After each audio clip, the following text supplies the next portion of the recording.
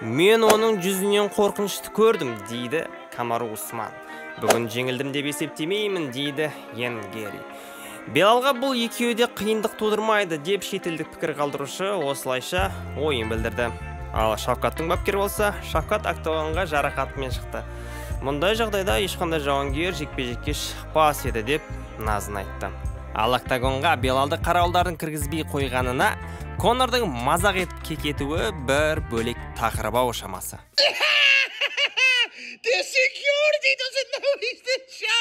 Жалпы айтатын қызық көп. Бүгін жекпе-жектен кейін Шавкат пен Йеннің өздері не дегенін, атақты бұрынғы чемпиондардың осы жекпе-жек жайлы пікірлері, Шавкаттың келесі қарсыласы Белалдың ойы және қарапайым UFC жанкүйерлерінің сөздерін сіздерге баян етейін. Видео ұзақ шықты. Себебі әрбір пікірдің түпнұсқасын тауып, ағылшынша подкасттардың өзін көріп, өзім аударып отырған соң аз уақыт кетпеді. Бірақ есесіне мен 100% ақпаратының дәлдігіне сенімдімін. Әйтпесем, дайын аударылған материалдарды алайын десем, түпнұсқамен пара-пар болмай тұрған сәттерді жиі көрдім. Ал мен өзімнің оқырмандарымды алдағым келмейді. Сіздермен бірге не бар, не жоқ арнасы, және оның жүргізушісі мен Беклан. Қолдау ретінде видеоға лайк басып, арнама тіркеле кетіңіздер. Айтпақшы, сіздерге өтініш жасай бермеймін. Алайда осы жолы үлкен өтініш айтқым келіп тұр. Ағамның анасының денсаулығы қазіргі таңда жақсы емес. Осы сәтте әрбір адамның жәрдемі ауадай маңызды. Қолдан келіп тұрса, ақшалай көмек берсеңіздер. Олай болмай жатса, тіпті жай ғана парақшасына кіріп, жақындарыңызбен бөліссеңіздер де біз үшін үлкен көмек. Баршаңызға Алла разы болсын. Толық ақпаратты төменге жазып, Инстаграмның аккаунтын қалдырып кетемін. Рахмет. Барлық адамның пікірлерін сіздерге айтар алдын жекпе-жек жайлы қысқаша аңдатпай айтуым керек. UFC 310-да Шавкат Рахмонов пен Йен Гери кездесті. Негізі Шавкат пен Белал кездесу керек еді. Алайда Белалдың жарақат алуына байланысты чемпиондық жекпе-жек шегерілді. Қарсылас таппай жатқан кезде санаулап қалғанда Йен Гери мен шығамын деп жеңілмеген сериясын осы айқасқа бәс тікті. Екеуі де жеңілмеген жауынгерлер, екеуі де кезінде бірге жаттығулар жасаған жігіттер. Оның үстіне жақында ғана қарсыласын білген адамдар болған соң, арнайы дайындықтары да көп болмады. Сол үшін бұл жекпе-жектің қандай болатыны көпке беймәлім болғаны рас. Расымен де екі жігіт сақ төбелесті.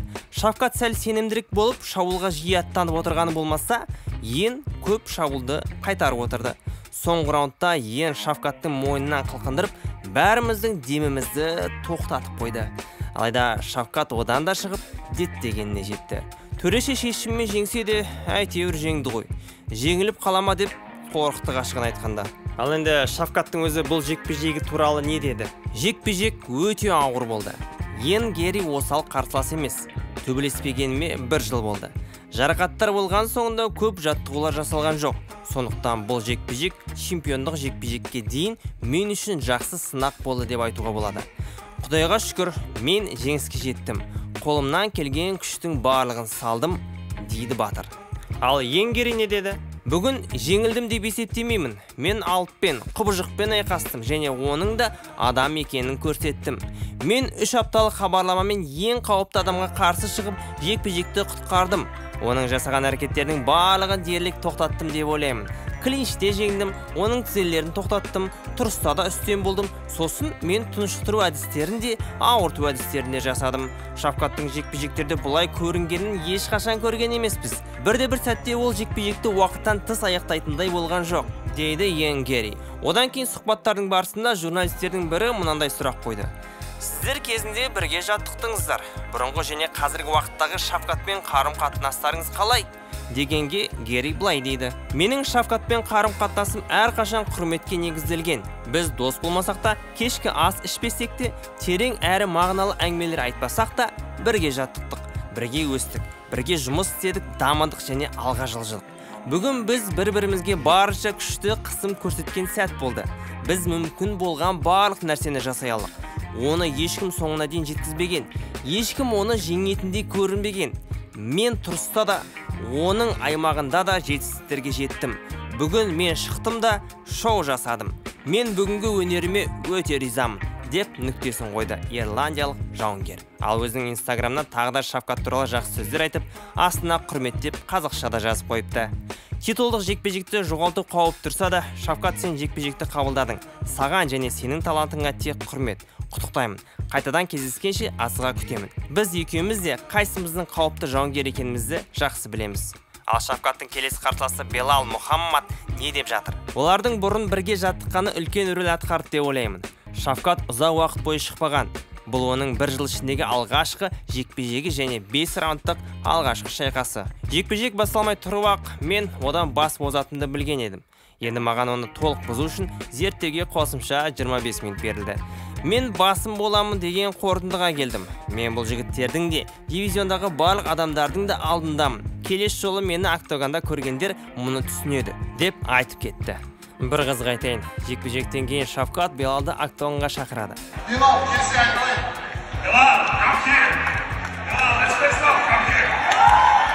Ал Белалға қарауылдар тосқауыл болып кіргізбеуге амал жасайды. Сол кезде сұхбат алып жатқан адам кіргізіңдер деген секілді сөздер айтып, эпизодты жылдамдатуға тырысады. Дәл осыған Конор Макгрегорды мазақ етіп пікір қалдырады. The security doesn't know he's the champ.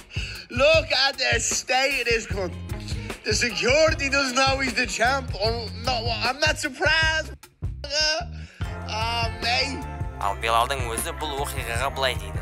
Білмеймін, олар мені тордан секіріп бірдеңе жасайды деп ойлады. Жоқ, ол мені шақырды. Біреу мені торға шақырса, мен міндетті түрде кіремін. Олар жағдайды түсінбеді. Мен оны шабуылдауға бар жатырмын деп ойлады. Ал мен болсам, байсалдылық сақтаңыздар деп айтқым келді оларға, деп үн қатты қазіргі чемпион. Ал енді келесі пікірлердің барлығын мен 4-ке бөлдім. Біріншісі жарақат туралы білгендер. Екіншісі Шавкатқа риза болмағандар. Үшінші Шавкат пен Йенге де риза болғандар. Және төртінші қылқыну әдісінен шыққандағы пікірлер. Алдымен Шавкаттың бапкері Эдуард Базыровтың Шавкаттың жарақат туралы айтқаны. Бұл жекпе-жекке дейін денсаулыққа байланысты өте үлкен қиындықтар болды. Біз ештеңе айтпай, сол қалпымызда жекпе-жекке шықтық. Біздің жағдайымызда ешбір UFC жауынгері мұндай күйді октагонға шықпас еді. Екі түрлі салмақта екі дүркін UFC чемпион болған күрес шебері Дэниел Корми. Жауынгерлер бір-бірін жақсы танитын болса, жекпе-жектің шахмат ойындары секілді қызықсыз болуының қаупі бар. Осы жекпе-жекте дәл сондай жағдай болды. Шавкат әдеттегідей көрінген жоқ. Кейін мен оның жарақат туралы білдім. Тізесінің ішкі байламын жыртып алған ау. Егер сіздің тізеңізде жарақат болса, онда сіз бұрынғыдай азулы қарсылас болып көрінбейтін едіңіз. Қарапайым жанкүйерлердің пікірі. Бұл жекпе-жекке оның жарақатпен шыққанына сену қиын. Жігіт алдыңғы айқас байлам үзілсе де жекпе-жекке шығып жеңіске жетті. Бірақ бәрібір оны сынауда. Егер ол жарақатына байланысты бас тартса, адамдар оны қорқақ дер. Бұл жігіт мүлде басқа деңгейде. Келесі Шавкаттың өнеріне риза болмағандар жайлы. Бұл Шавкаттың үздік өнері емес, бірақ жеңісті бәрібір алып кетті. Келесі жекпе-жегі жақсырақ болады деп үміттенемін. Жақсы жұмыс. Шынымды айтсам, Шавкаттан көңілім қалды. Алғашқы раундтарда Гериді жай ұстап тұрғаннан басқа ештеңе істемеді. Шавкат Хакмонов. Түсіндірме, хак деген ағылшыншадан құшақтау дегенді білдіреді. Сонда құшақтай бергеніне осылай әзілдеп отыр. Я, Белалдың Шавкатты төрешілер шешімімен жеңуге үлкен мүмкіндігі бар деп ойлаймын. Ха-ха. GSP, маған сенің өнерің әсер қалдырмады. Менің ойымша Белал Шавкатты жеңіп, әдеттегідей төреші шешімімен жеңіске жетеді. Түсіндірме, GSP, Жорж Сент-Пьердің қысқартылған есімі. UFC 63-те Мэтт Хьюз белбеуін қорғап алған соң, келесі қарсыласы GSP болады деп, оны сахнаға келуін тудырды. Дәл сол кезде ойынша артық сөз айтпайтын ол деп айтқаны шу болып кеткен. Мына пікір қалдырушыда Шавкаттың өнеріне тәнті болмай жатқанын GSP-дің сөзімен айтып жатыр. Енді екеуін де жақсы сынап, толық пікір қалдырғандар. Баяғы UFC жауынгері, кезінде 3 рет белбеуге таласқа шыққан Кенни Флориан. 5-ші раундта Гери қарсыласының арқасына керемет шығып алды. Майкл Пейджбен болған жекпе-жектегі секілді қылқындыру әдісінде тағы да қиындықтарға тап болды. Дегенмен ол керемет жекпе-жек көрсетті. Шавкат сөзсіз жойқын жауынгер, бірақ Белалмен кездесуінде бәрібір Белалды фаворит деп санаймын. Бұрынғы UFC чемпионы Камару Усман. Мен екі жауынгердің де әнсіз тұстарын көріп отырдым. Өзім күресші болған соң, ең бірнеше рет жерге түскенде жекпе-жек оның пайдасынан кете бастағанын байқадым. Ал Шавкат ең Гериге қарсы комбинациялар толық аяқтай алмай жатты. О баста барлығы күткен қызықты, отты жекпе-жек болмайтынын білдім. Дегенмен Шавкат нағыз жауынгер екенін және ол жеңіске жету үшін бәрін жасайтынын көрсетті. Енді солай. Тек Шавкат ең Герриге қарағанда шабуылдауға батылдау болды.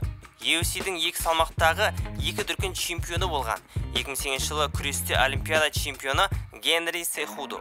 Шавкат Рахмоновтың аурасы біршама солып қалған сияқты. Өйткені ол осы жекпе-жекке дейін 18 финишпен келген еді ғой. Жекпе-жек қызықсыз болды. Жауынгерлер тең болды. Шавкат жекпе-жекті толық бақылап отырғанымен қауіпті жағдайларға да тап болып отырды. Әсіресе 5-ші раундта қылқынуға түсіп қалған кезде. Менің ойымша, Шавкат енді тым қатты құрметтеді. Өйткені ол көп тейкдаун жасауға тырысты. Егер сенің ең Герриді алмай жатқаның, демек, оның күресінің жақсарғаны. Ал Instagram не Reddit-тағы қарапайым UFC көрермендері не деді? Шавкат пен Белалдың кездесуін көргенше, бұларды қайта көрген дұрыс. Шавкат алғаш рет қарсыласын ұйықтатып немесе берілуге мәжбүрлей алмады. Бұл дегеніміз Герридің сол кеште қаншалықты мықты болғанын және қаншалықты өскенін көрсетеді. Шавкаттың да дағдыларын жетілдіруге уақыты бар. Кім не айтса да, ол әлі де қауіпті. Бұл негізге қорытынды болуы тиіс. Барлығы Герриді үлкен сынақ күтіп тұрғанын айтты. Өйткені Шавкат оның ең қиын қарсыласы болмақ. Бірақ ешкім Герриді де Шавкат үшін ең үлкен сынақ болатынын мойындамады. Ол да жеңілмей келе жатқан сериясын жайдан-жай сақтап жүрген жоқ. Мүмкін ол танымал жауынгер емес шығар. Бірақ оның талантын мойындамағандар, олар не хейтерлер, не оның жекпе-жектерін көрмегендер. Ол әлі жас. Мен олардың реваншын көретінімізге сенімдімін. Толық дайындықпен Герри нәтижені өзгертер еді. Реванш міндетті түрде қажет. Шынымды айтсам, екеуі де Белал үшін стильдік жағынан нағыз түнге қорқыныш болар еді. Шавкаттың агрессиясы мен Герридің жақсы тейкдаун қорғанысы және қашықтықты басқаруы оған қиындық туғызады. Шавкат 5-ші раундта шынымен де өмір үшін күресті. Герри қалай қорғану керек екені жақсы біліп алған секілді. Оның тейкдаундарға қарсы тосқауылы мен грэпплингі өте әсерлі болды. Оның да неге әлі жеңілмегенін енді түсіндім. Ол біз ойлағаннан әлде қайда мықты екен. Жас әрі талантты кезде қарсыластарды жеңіп, бәрін сенімді түрде аяқтап жүргенде үлкен қиындықтар байқалмауы мүмкін. Бұл Шавкат үшін еш ұятын ерекше тәжірибе болды. Шынымды айтсам, оның Белалға бірден шықпағаны жақсы болды. Оның стилімен бұл Шавкат үшін күтпеген ауыр сынақ болар еді. Енді ол әлдеқайда көп еңбектену керек. Өйткені бұл жекпе-жек ойдағыдан да қиын болғаны анық. Ең 2 апталық дайындықпен ақ осындай деңгейде өнер көрсетті. 10 тейкдаунның 8-ін қорғай алды. Ал егер оған бірнеше ай дайындалуға мүмкіндік берілсе, оның қандай деңгейге жететінін ойлап көріңіз. Ең үшін жеңіліс болса да, оның дәрежесі артты. Шавкаттың алып тұрған раундтары болса да, ең жекпе-жекті аяқтауға жақын болды. Ал соңғы раундта орындықта отыра алмай кеттім. Бірақ еннің партердегі өнері мен ойлағаннан да жақсы болды. Еннің тұрып төбелесу әлдеқайда күшті деп ойлаймын. Егер 2-ші раундта Шавкатқа қысымды көбірек жасағанда, оның жеңіске жетуі мүмкін еді. Керемет жекпе-жек. Түсіндірме?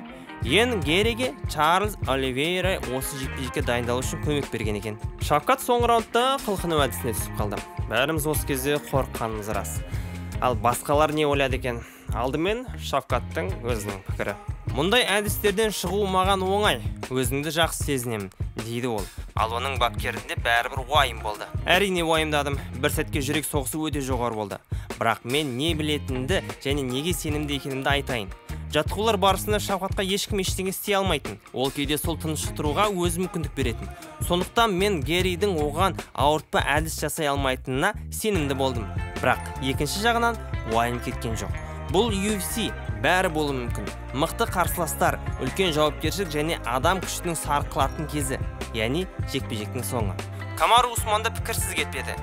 Мен оның жүзінен қорқынышты көрдім. Өйткені біз бейтаныс жағдайға тап болғанда, бұл бізге жат болып көрінеді. Мен мұнда қалай тап болдым дегенде түрінен сездім. Жекпе-жек дәл сол жерде аяқталады деп уайымдадым. Бірақ ол шыдап, төрешілердің шешіміне дейін жетіп, нәтижені өз пайдасына бұра алды. Енді қайтадан қарапайым жанкүйерлерге келейік. Шынымды айтсам, сол сәтте қорыққаннан зәрем қалмады. Ол сол әдісте қамалып тұрса да, таза күштің арқасында бұрылып шыққаны мен үшін сол түнде көрген ең ақылға сыймайтын нәрсе болды. Бұрын соңды мұндайды көрген емеспін. Ал көрген күннің өзінде тек жеңіл салмақта ғана шығар. Мына үлкен жақ тұншықтыру әдісіне толық жол бермеді. Сол тұншықтырудан қалай шығып кеткеніңе сене алмаймын. Жарайсың. Біз бүкіл жекпе-жек бойы орындықтың шетінде отырдық. қылқындыру әдісі соншалықты қауіпті болғаны, бір сәтте Шавкат камераға қарағанда жүзінде қорқыныш көрінді. Бауырым, дене құлпы қатайған сәтте оның бетінде нағыз үрей пайда болды. Бұл сұмдық нәрсе болды. Шынайы қорқыныштың көрінісі. Жақында бұл мемге айналарына сенімдімін. Расымен де бұл сәт мемге айналды. Өзіміздің блогер вайнерлерді әзілдеп жатты. Осымен әртүрлі адамдардың пікірлерін тыңдадық. Ал сіз жекпе-жек туралы не айтасыз? Сіз де өз пікіріңізді жаза кетіңіздер. Сіздермен бірге не бар, не жоғар нәрсе. Аман болыңыздар.